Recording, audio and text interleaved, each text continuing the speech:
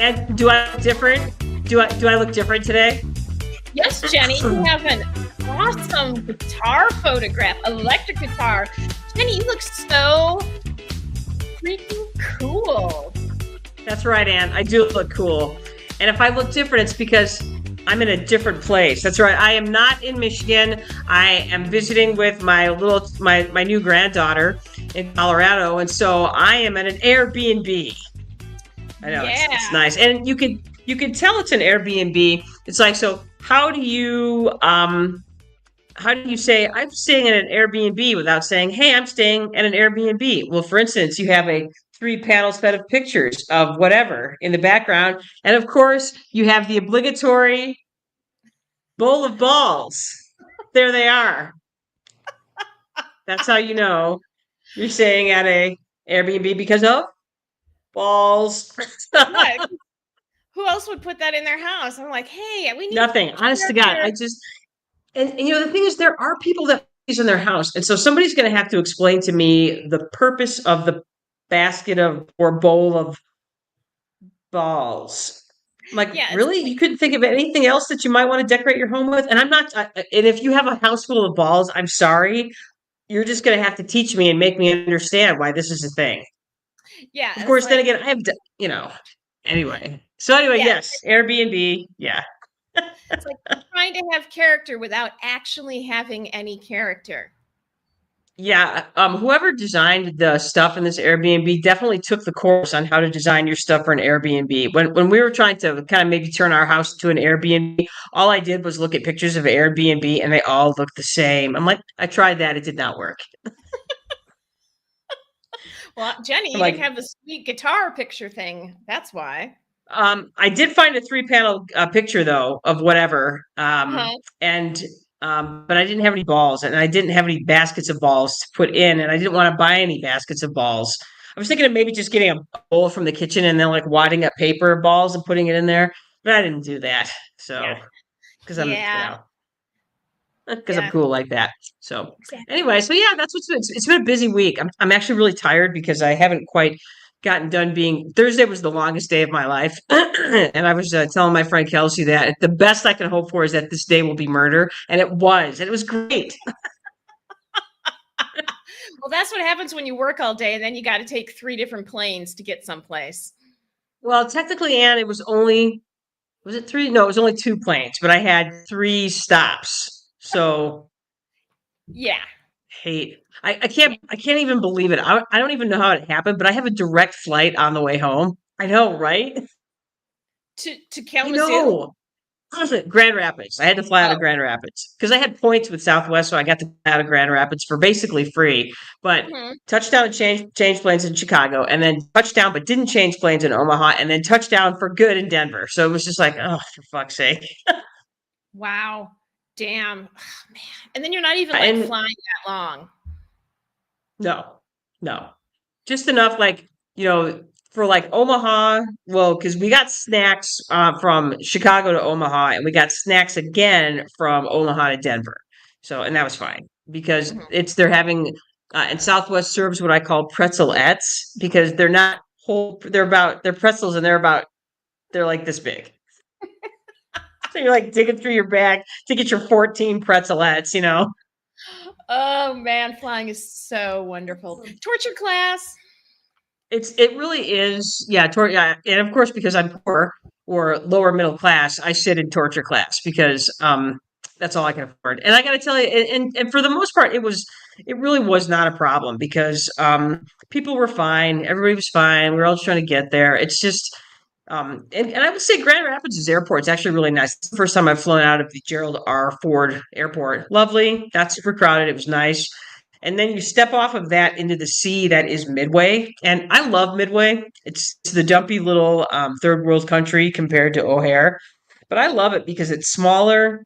There's no taxiing involved. Like when you fly into O'Hare, you taxi for an hour. And yeah, you just drop in. They come screeching to a halt in Midway. You turn and you're at the terminal. Done. Yeah, no, it's great because it's like you're surrounded by downtown, so you're literally you're practically helicoptering on a plane. Pretty much. And what and it was cool because we flew, when you fly into Midway from like Kalamazoo or Grand Rapids, you fly right over downtown Chicago and the view is pretty fucking awesome. So that was really cool. So that was the Excellent. highlight of the flight and the pretzelettes. So there you And the go. pretzelettes. Thank you, pretzelettes. Yes. Yeah, delicious, delicious. How are Mhm. you, Ann Brothers? I'm good. There's a shield bug crawling up the blind, and I have to squish it. So sorry, I had to stop. If you're a fan of shield bugs, which I am not, I'm sorry that I consider murdered. shield bugs to be bugs that are assholes. Shield bugs are Mhm. assholes. So, Shield bugs are shield assholes. bugs and mosquitoes are assles. So, Yeah. yeah. So So, yeah. So I'm sorry. anyway, Yeah, good. It's like I did not fly anywhere this week. I'm trying to think of any exciting. Okay, so there was a stray cat hanging around our neighborhood area, our area, for probably 6 months. This yellow stray cat that was he looked rough. And one day he ends up in my driveway, and I was like, fine. So I get this can of food out. I feed him the food. He's really shy. He won't come to me. I set it down in the driveway. He goes and hides. Anyway, we played. So he would come back every week or so. This went on for another month. I kept thinking he was probably dead because he looked rough. So Wednesday, last week, he comes into the backyard. I feed him, and then he meows at me, which is like, oh, okay. And then the next day, when Duncan sees him, Duncan feeds him, and then he lets Duncan pet him. uh-oh. Yeah. And then all of a sudden, this cat loves us and, he can't get enough of us. And so we're feeding him, all this food and he loves to be brushed and he's super nuzzly. He's got nuts the size of walnuts, so this is what's gotten him a big gash on his ear. The guy looks like shit.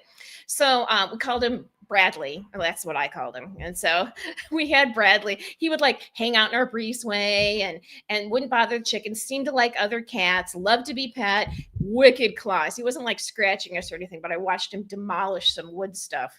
Anyway, we got him into the Humane Society yesterday and they took him in. So he's in his quarantine. So hopefully he'll get adopted.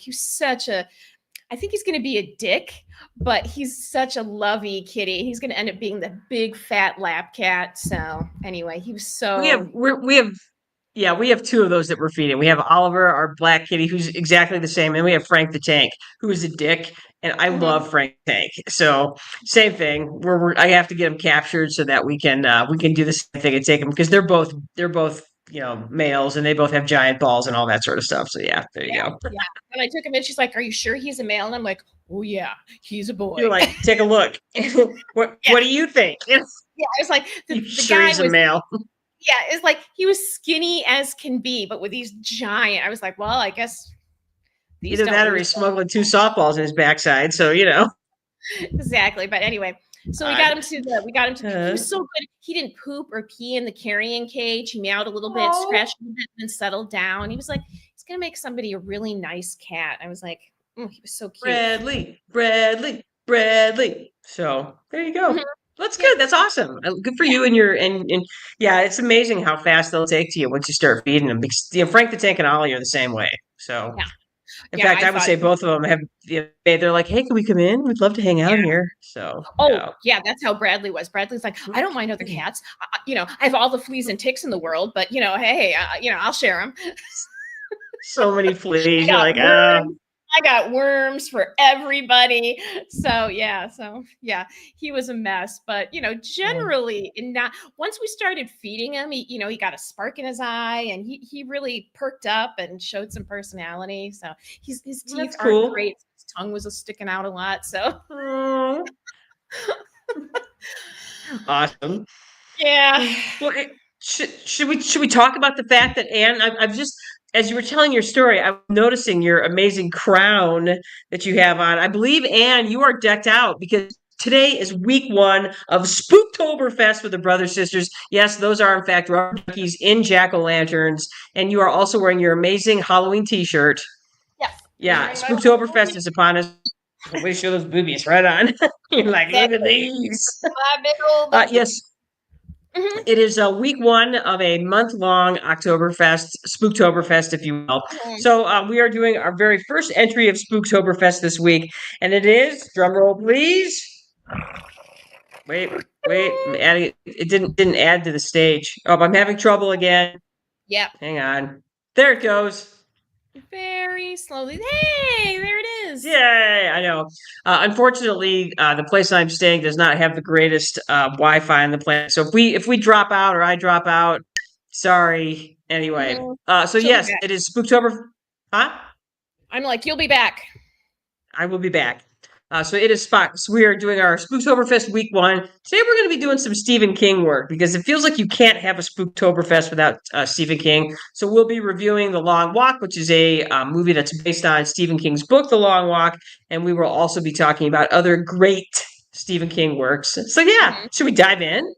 Yeah, let's do it. Okay, then let's get going. I'm going to get over here so we can do the stuff and bring us in. All right. So we are Anne and Janice brothers. We are sisters, and our last name is Brothers. We are all treat. Well, mostly. No trick, no trick. All Yeah, treat. Yes. all treat. All treat. We're in our 50s, Gen X, which means some of our sweetest memories include station wagons. Yes. Mhm. We had an Oldsmobile station wagon to start with. That thing was ugly as I don't know what Dad was thinking. That must have been a good deal because the color of that station wagon was ugly. Yeah, it was Uh, baby poop brown. so ugly. It had a baby poop faux leather interior. So Yes. Yeah, it was one color. So yeah, the whole thing. yeah, And then in 1987 we graduated to I believe it was the Chevy Celebrity station wagon. So yeah. and that So was nicer. It was A better color, and B, it had cloth seats, not leather. and air conditioning. So Oh, that's right. God, that was nice. That was like living large in exactly. 1987. So yeah, Exactly. You cool. know, now they call what station wagons, now they call them crossover vehicles or something. But Yes, actually they're just beefed up station wagons. When I see them, I'm like, that's a station wagon. You can call it you something can't fool else, me. but I know what that is. Yeah, It's a station wagon. and I've always felt that the station wagon got a bad rap. My first car that I bought for my very self was a station wagon. It was a Ford Escort station wagon. Loved that car. Loved it. Hmm. So you can Yeah, it's carry anything in the station wagon. Drop the seats, put long stuff in there. So great. it's Love me a very station wagon. very It's convenient. So anyway, very. as you can see, we talk about smart stuff, dumb stuff, fun stuff, or any combination of the three. We are not cool, hip, or sexy, but we are divas. Yeah. um, we're not a true crime celebrity or influencer podcast. We are the trick or treat bag of podcasts right after trick or treating is finished. So this podcast is full of sweet treats that seem like they will never end. Hmm. Correct. Accurate. Yes. That's Hmm. true. We've been told we're good to listen to when you want to learn things about stuff and because we want to share our diva powers with you. Diva powers. Yes. What are diva powers? What are my diva powers?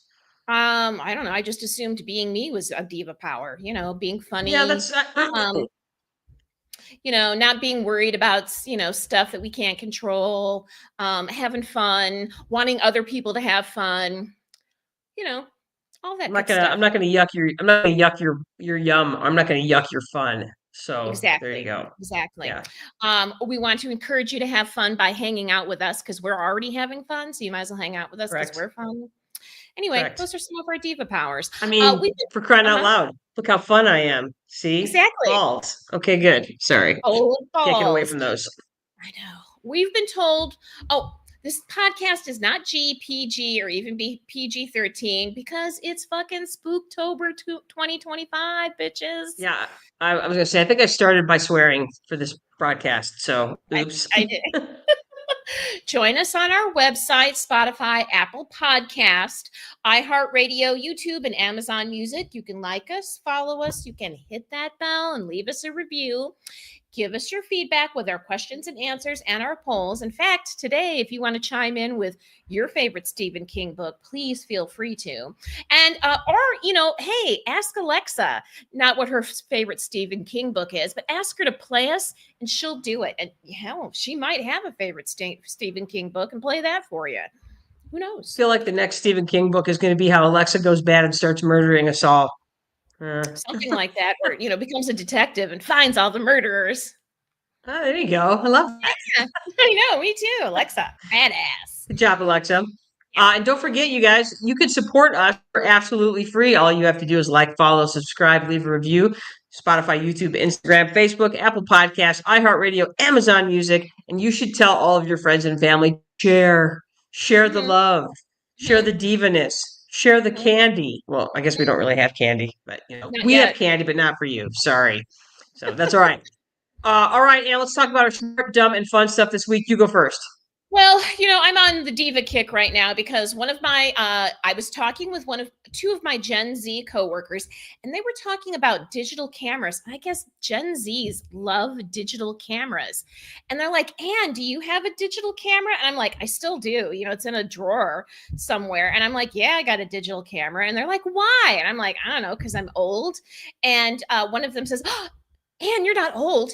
You're a diva." And I was like, thanks. So my Gen That's Z awesome. coworkers think I'm a diva. So that is, who has a That's digital great. camera still. Somewhere, I have a digital camera as well somewhere.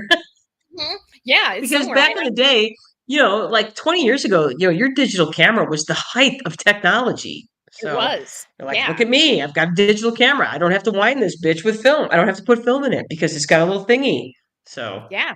Yeah. I can never get the pictures out of the camera, but they're in there in this little chip, that I don't know what to Exactly. do with. Exactly. So I'm sure it still has some pictures on it. So, hilarious. Probably. Anyway, So I there you love go. that. Mhm. Um, so yeah, as you can see, and I have a bunch of stuff. I've had a full week. It's been a pretty, like I said, it's been exhausting, but that's okay. I got to meet my granddaughter this week, which was outstanding. I've named her the Ginger Bear because she's got like little red hair and she is just the cute as can be. So yeah, she's awesome. Her name's Lucy. She's great. She's so nice. She's not super fussy. She doesn't cry all the time. She just really likes to eat and sleep, and we're gonna get along just fine.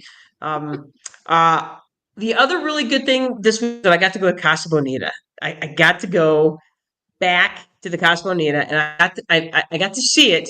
It has been restored to its former glory by Trey Stone and Matt Parker. Trey Parker and Matt Stone. I don't know, the two guys that do South Park. They're Colorado guys. They featured Casa Bonita in one of their episodes a bazillion years ago, and ooh, look at you. Mhm. Nancy is with us. Nancy Garman is with us. I'm watching the Lions. I plan on watching later. That's awesome. Go Lions. They better win today. They can't be losing to it that sucks like Cincinnati. So anyway, thank you, Nancy. We love you. So I got to go to Casa. So okay, for those of you that don't know what Casa Bonita is, you can see a picture of it here. It's the greatest restaurant ever. Opened Mhm. in 1973, which is when Ann and I started going to this place. I Wow. think we lived out here in like 74 or 75, and it Yeah. was just the most fun place ever. And it just spent years deteriorating and becoming sort of kind of a running joke and really terrible. But the guys from South Park bought it and completely restored it. Literally dropped like $20 million to restore this place. They thought maybe a couple of million would do it. No, because this place was. I don't know how it didn't burn down years ago, but it didn't. Amazing. Or So like get shut down. Damn. oh yeah.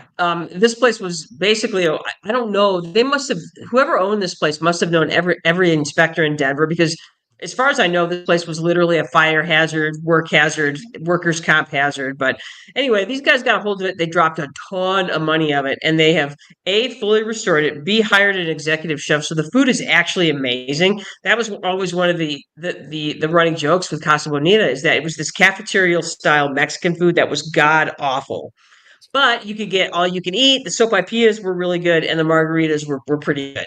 So Uh-huh. all of that is there's no more cafeteria style line. It's like real dining. You really only have they have a limited menu that you order from. It's outrageously expensive, and you can still get really great. They have a really good bar. Whoever their executive chef has done a really great job making the menu. Everybody was raving about the food because it was so good. And like I said, everything they have restored. The place was as exciting. I mean, we went at 12 o'clock on a Friday, And back in the old days, when you would go on a weekday, there was practically nobody in there. There was practically nobody working there. Everything would be kind of shut down. It felt like a ghost town. Not anymore. The place was vibrant. It was packed. It was fully staffed. They had everything going on. They had puppet shows. They had cliff divers. They had the guys doing the face painting. They had the guys doing the caricatures. And so they had it all. It was fun to see this place restored to its former glory. I hope they can keep it up. Like I said, it was packed at noon. You still can't get a reservation, so we got really lucky. Mhm. And then the not so smart dumb. This is the dumb thing this week. The dumb thing this week is that I had to put my cat Betty down this week, and huge shout out to my parents because I was in Colorado. I couldn't do it. They did it. Um, she'd been sick for a while. We were kind of hoping that she would hang out a little bit longer, but Friday came and it just wasn't going to happen. So, our vet was so great about letting my folks come in. And so anyway, the greatest cat who's ever lived is done with this life. And I hope if there is an afterlife, I hope she's loving it because she was literally the best kitty ever. You could attest to this, Ann Brothers. I So, can. She was an yeah. amazing. I'm trying to like defend my cats, but mine right now is sleeping on the couch. And the other day, Cuckoo, my 17-pound cat, woke me up by sitting on my chest, meowing at me, and then bit my nose. So Yeah. those are my jerks. And so I've got a picture of Betty here sitting on top of freshly folded laundry because that was her favorite. And she loved the tigers. And so there she is snuggling up next to my tiger's hat. And then, yeah, she's just a good kitty. I don't want to talk about it too much because it still makes me super sad and it makes me want to cry. So I'm not going to talk about it. Okay, let's move on. Okay. Like a good Gen Xer, we will not talk about things that make us cry. We will go cry under our bed and be respectful to everybody else. Nobody wants to see you sad. Don't make other people uncomfortable. That's pretty much what I've done. So, yep. Mm-hmm. Yep, that's fine. That's fine. Yep. Okay. Everything's fine. All right, let's start. We went and saw this movie, I don't know, 2 or 3 weeks ago, and we are finally getting around to talking about it, which should tell you something about how the two of us felt about this movie if it's taken us 3 weeks to talk about it. So, yeah. How much time do we want to spend on this movie review, Ann Brothers? This much time. This much time. Okay, I'll start. Amount of time. Okay, we're going to give this movie the pretzelette amount of time. The Long Walk, basically, here's the premise. It's the future. America is basically post-apocalyptic. There's been some sort of war. Everybody's sad. Everybody's poor. And America holds this annual walk where you sign up, and then if you get picked to be in it, basically the way it works is that in the book you have to walk. Once the walk starts, you have to maintain a walking speed of 4 miles an hour. In the movie, they drop it down to 3 miles an hour, which is good because walking 4 miles an hour is rough. So 3 is a much more reasonable speed. Anyway, regardless of that, if you fall below that speed, you get 3 warnings, and if you you don't get a 4th warning, you just get shot. That's how it works. So the last one standing is the winner, and they get money and whatever they want. And that's the premise. The book I can't even really say I liked the book. It's a great book, but it is an homage to suffering. And the book is, I read the book years and years ago, and then I read it again just earlier this year, and it's more relevant now than ever because of the world we live in and the America that we're currently living in, especially when it comes to how we treat the poor, and how hard it is to make a living, find a place to live, and be able to live any sort of American dream without having to work 6 jobs to do it. So this book is still really relevant. The movie doesn't capture any of that, and they changed the ending. Yeah, it sucked. I hated it. So, yeah. And the thing that drives me nuts about this is that I keep hearing how great this movie is. I'm like, no, it's not. It sucked. So, and now you. So, basically, Stephen King wrote this story in the 70s. It was published in 1979, but he wrote it in the 70s when Vietnam was still a very present idea, a lot of questioning as to why we got into it, why we didn't win this war. So basically, The Long Walk, the book, is an allegory for war. There's this pseudo glory in being in this race. There's the sacrifice of young men. You have to be a teenage boy to be in this race. Nobody's over 18. There's this idea of what is true masculinity, that they are somehow masculine and brave men for doing this. There's a theatrical horror and glory associated with this race. And basically, it boils down to, like war, bloody, pointless death. And so it's basically the sacrifice. In the book, it's a sacrifice of 99 boys. And you think, well, one of them wins. Well, he doesn't really win. He just doesn't have to walk anymore. He's broken, completely broken. And that's the other thing you think about, like if this was happening now, where would the sponsors be? There'd be a bunch of sponsors and they'd be parading a winner around, but there's no winner to parade around because the winner is so broken after it's done. You can only get young men to do this. You could only get boys to do this and think that it was a good idea. If you haven't read the book, it's not a bad movie. If you have read the book, it sucks. And I hadn't read the book in a really long time. And so I was, the movie was okay. I was mad about the ending being changed. I re-listened to it this last week on my Audible, and I was like, no, this movie sucked. And for one thing, Stephen King writes. His characters are the most important thing. What his characters are thinking, and the book is written. We are in the main character, Raymond Garrity. We're in his head for this entire race. He's the one that tells the story. We know what's in his head. There's no way a film can describe this, can depict this. The pain, the suffering, the slow madness that overtakes them all as they do this. And a film can't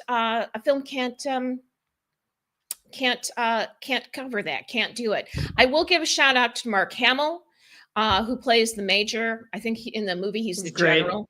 He was awesome. If anybody was able to capture the mood of the book, it was the character that he played. So shout out to him. If you want to see him do a fantastic performance, and all the kids that were in this movie did a really good job. It just this book is too hard to make into a movie, and they shouldn't have done it. No, and even Joe, who's not my husband, who hasn't read the book, hated the movie. He hated it. And it is one of those things where it's monotonous, it's boring. And again, any humanity that you might feel, it just never comes across. I called it The Long Walk Light because that's what it is. It's no fault of anybody's. It's such a dark and deep and personal story that you can't possibly capture that.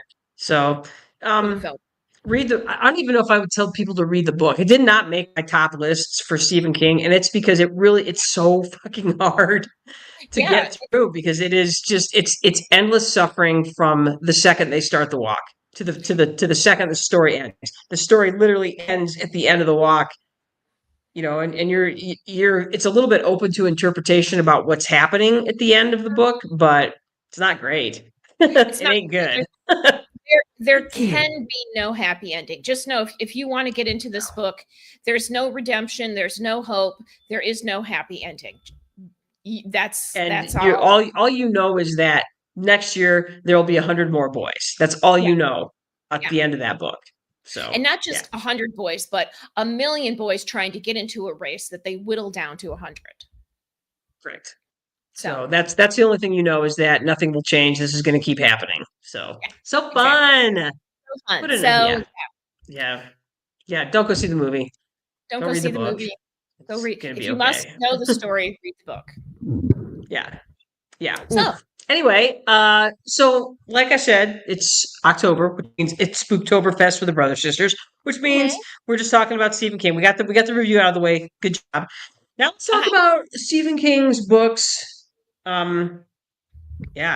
His stories are violent with violent themes. Yeah, just so you Yay. know, spoiler alert, we may talk about some endings in these books.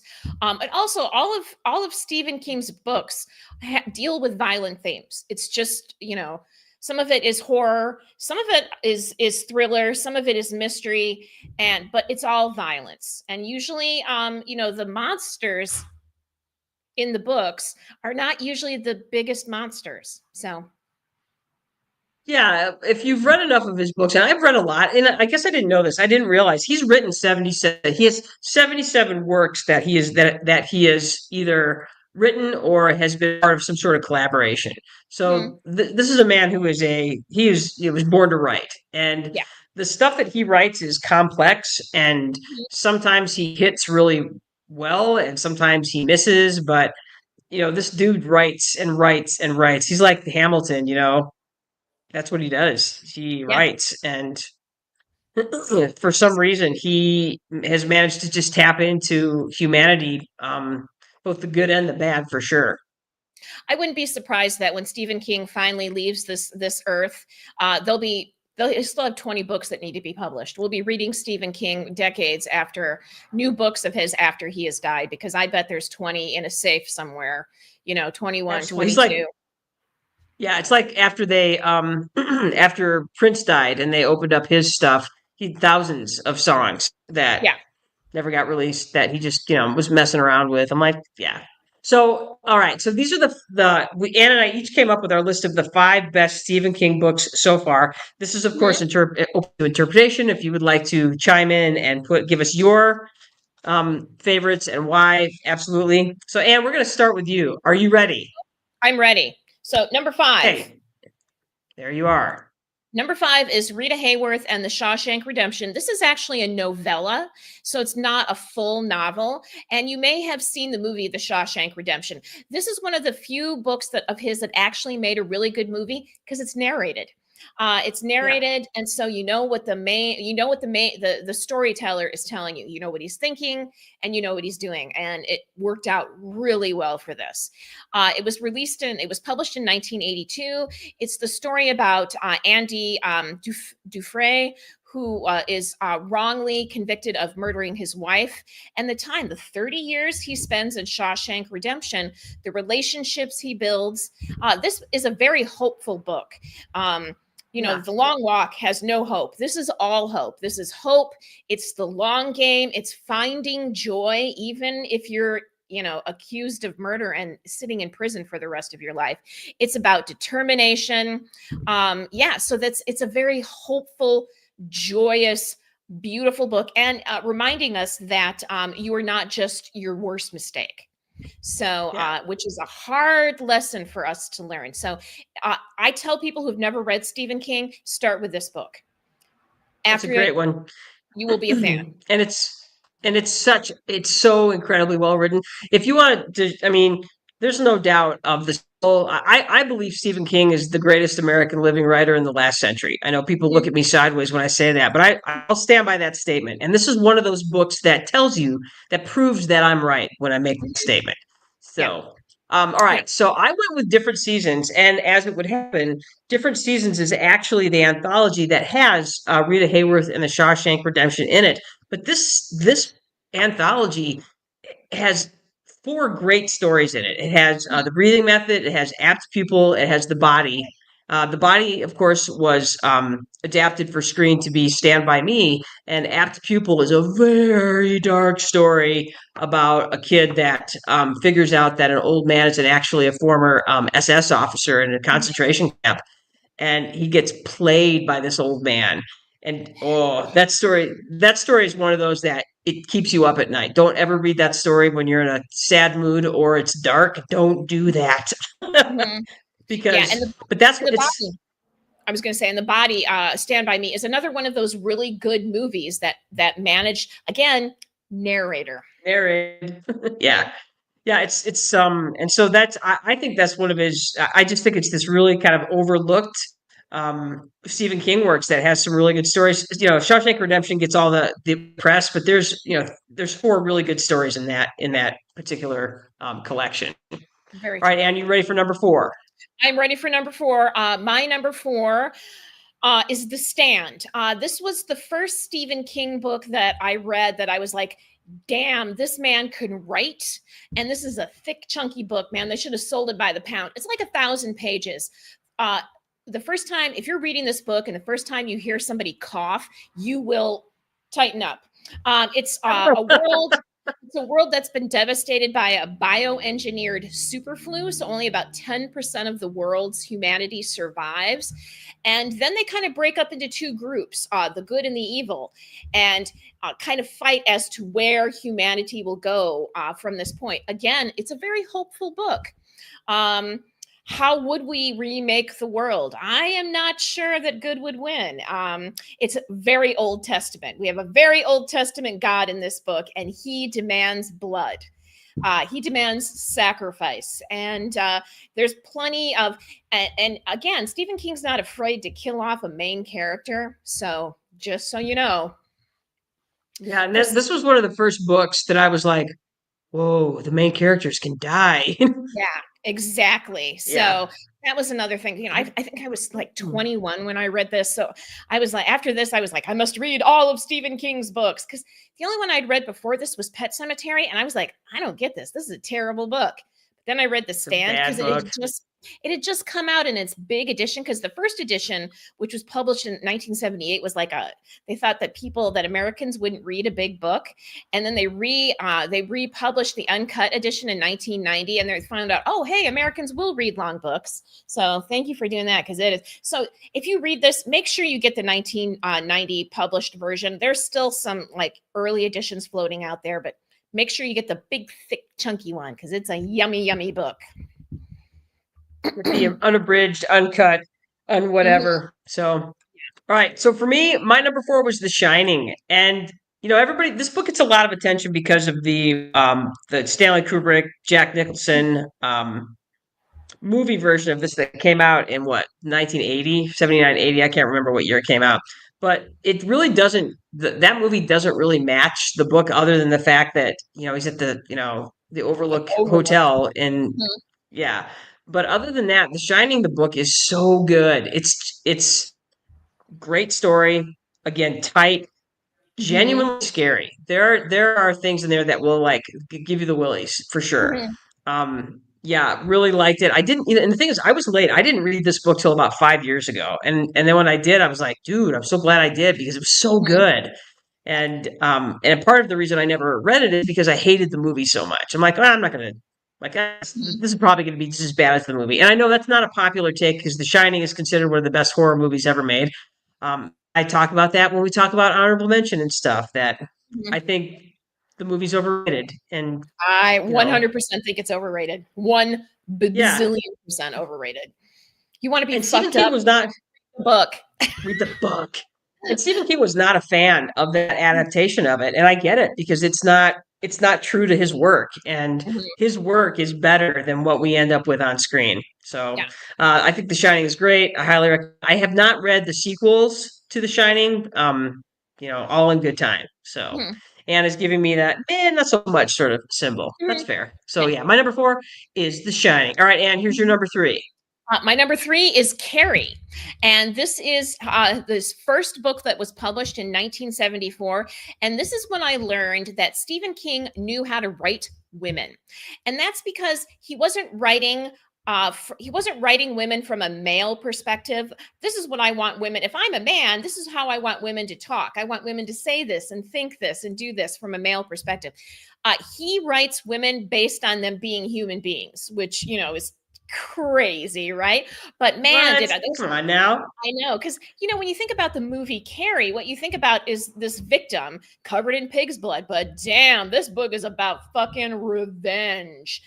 So we got this shy kinetic teenager named Carrie White who's been tormented by her very religious mother and her asshole classmates, and it finally builds to a peak. And when it does, this movie is not hopeful. All hope is gone. She is, a strong. We find out how strong Carrie really be, and it's about revenge and kicking ass. And man, I loved her. And we don't really know what happens to Carrie in the end. But you know what? I hope she's living her best fucking life. So There you go.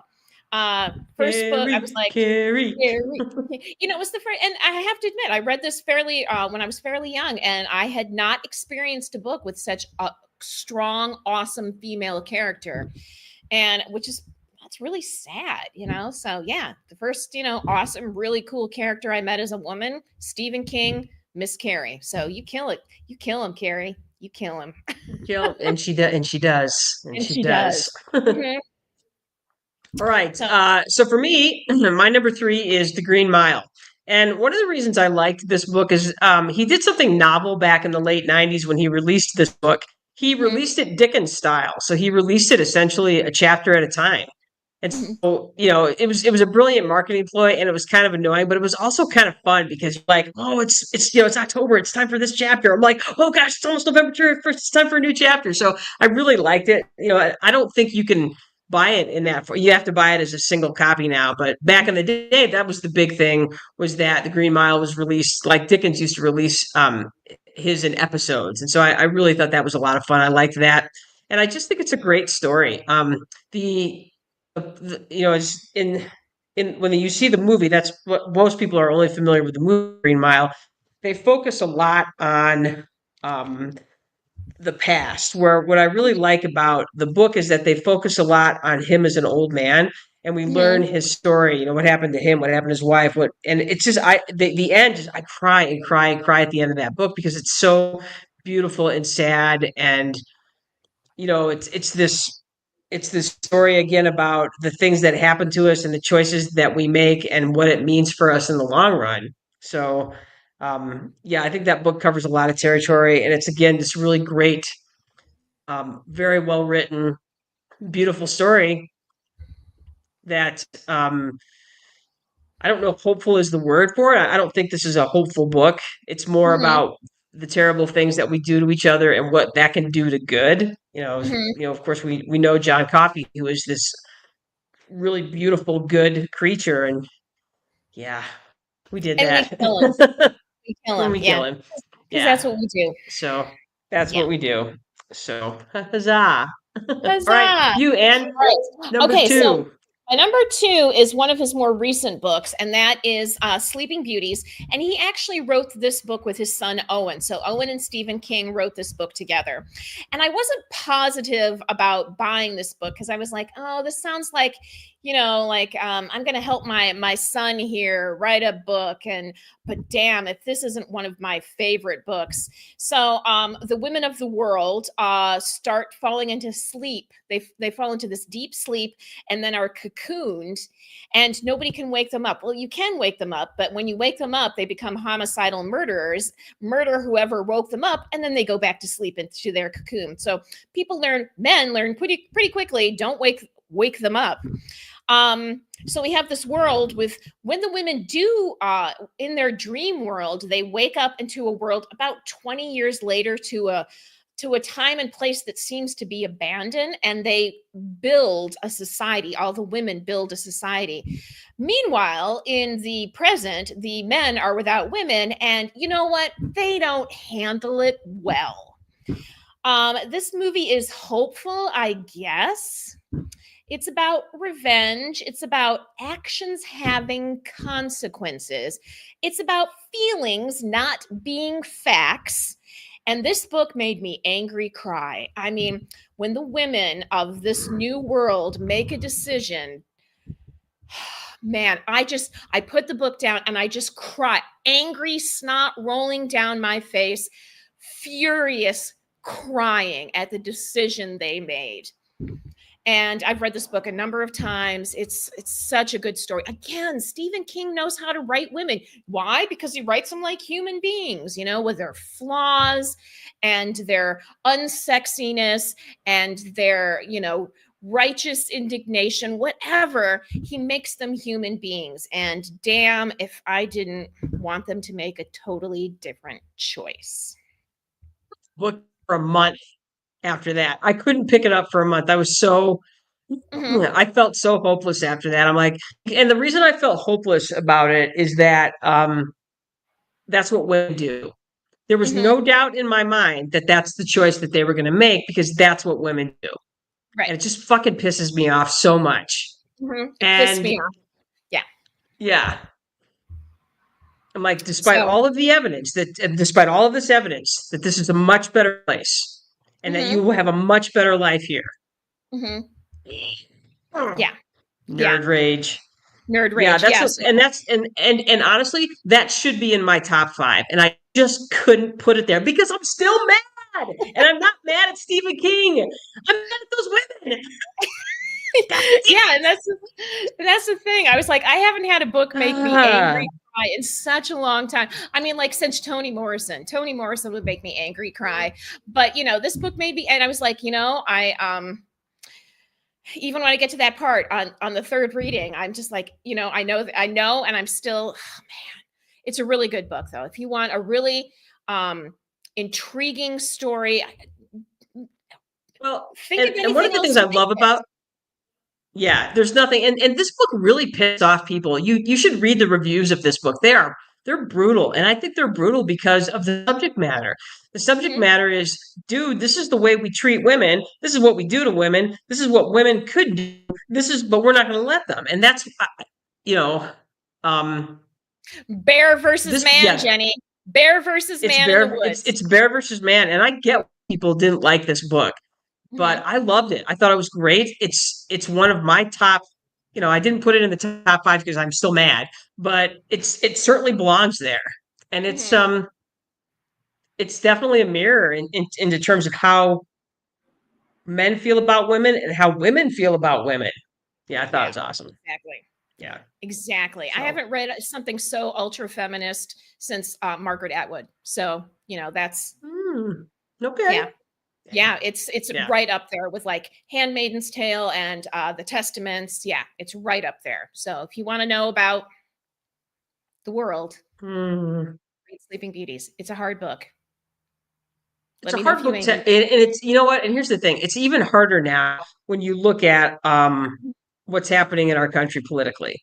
Yeah. And if you think women, talking to Mhm. you, Mhm. if you think that you're safe, you're not. You're not. Bear. You're not Pick the safe. bear. Yeah, Yeah. pick the bear. Mhm. All right, for me, my number two, Dolores Claiborne, and this was tough for me because this could easily be my number one. Right. So, Dolores Claiborne, it is a story of a woman, Dolores Claiborne.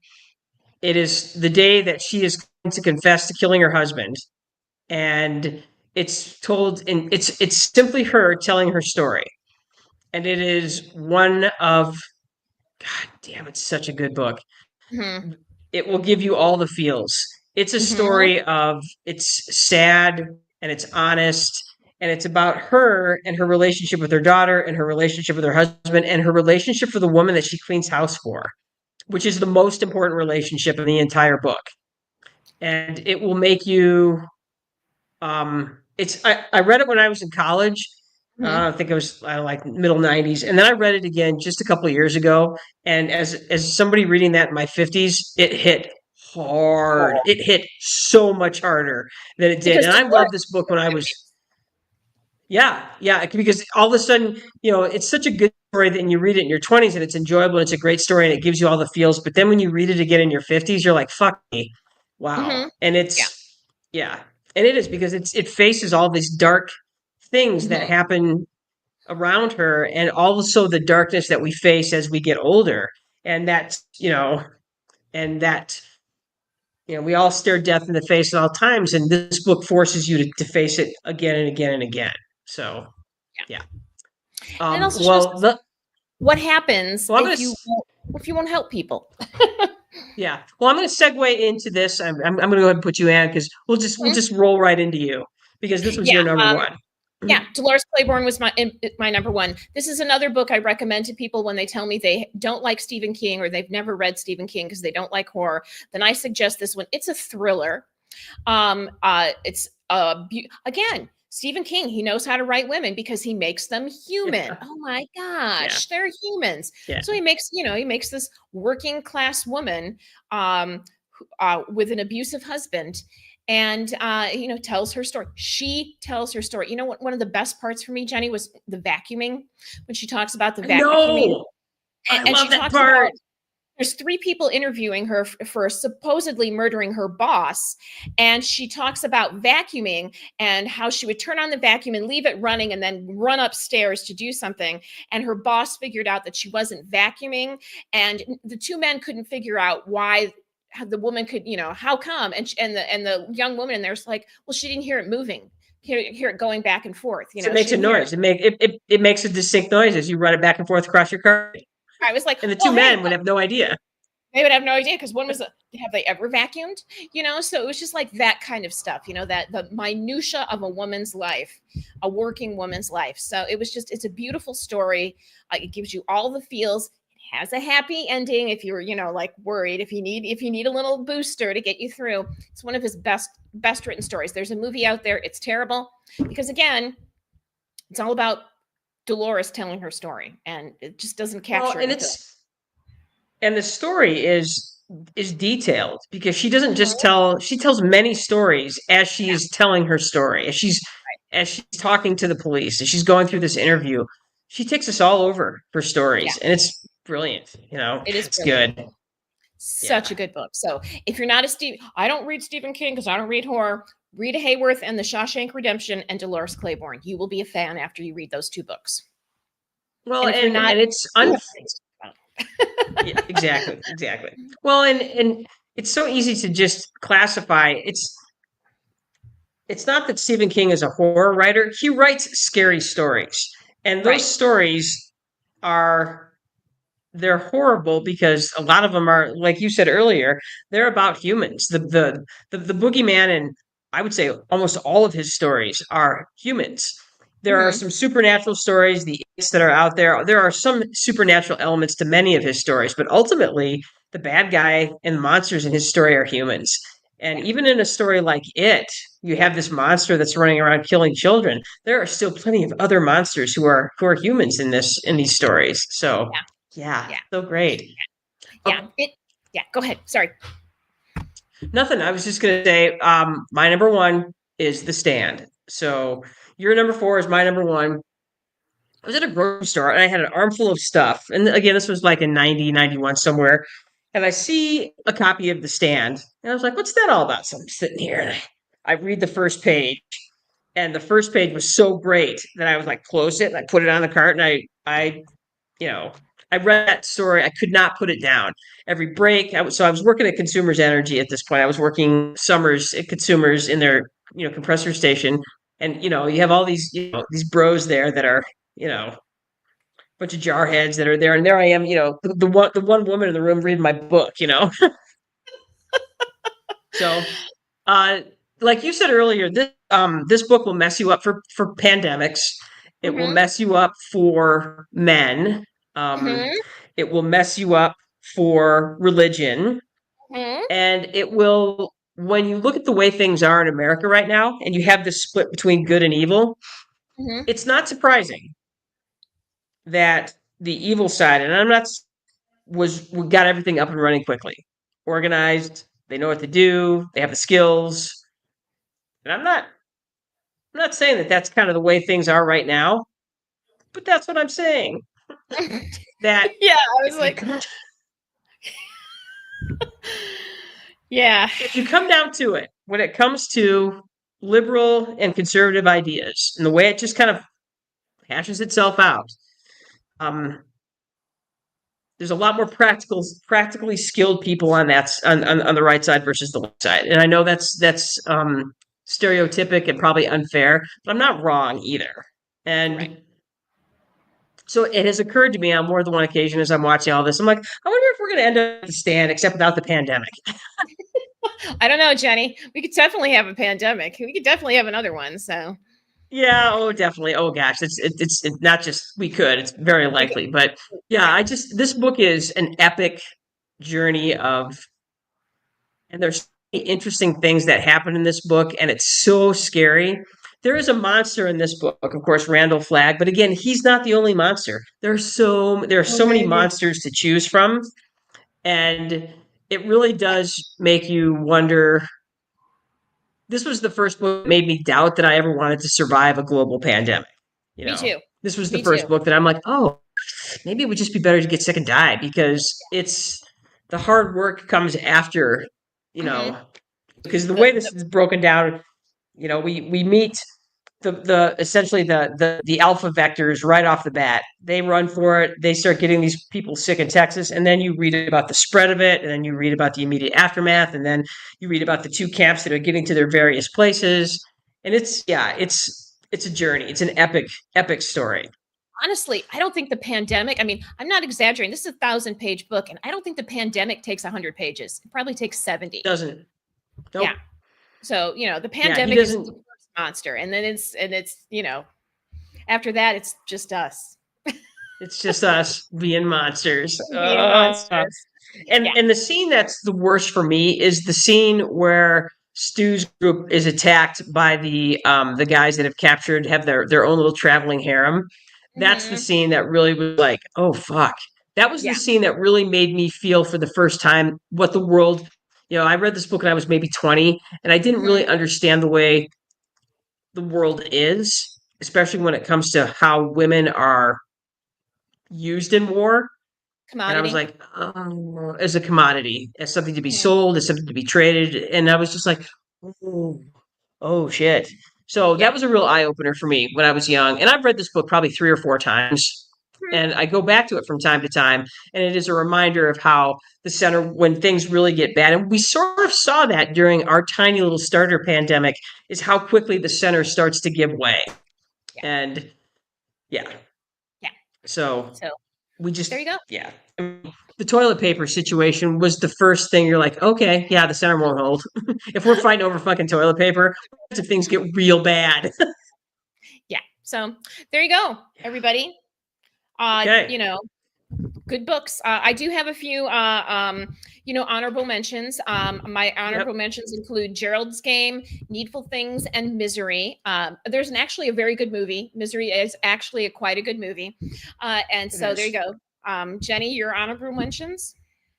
I went with Night Shift, which is one of his anthologies. Some great Mhm. stories in there. Two of my favorites out of that are Jerusalem's Lot and Strawberry Spring.